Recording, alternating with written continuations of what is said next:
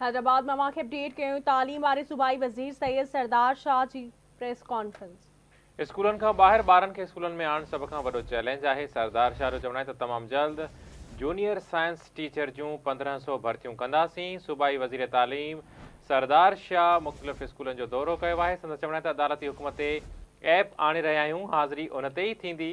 MPS खे स्कूलनि जी मालिकीअ लाइ ख़त लिखियो आहे। अहिड़े अमल सां बहितरी ईंदी।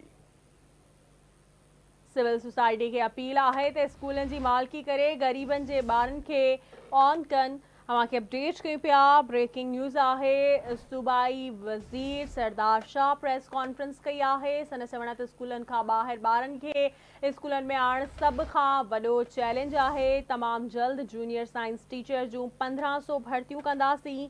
अदालती हुकम ते ऐप आणे रहिया आहियूं। हाज़िरी उन ते थींदी। MPS के स्कूलनि जी मालिकी लाइ ख़त लिखियो आहे। अहिड़े अमल सां बहितरी ईंदी।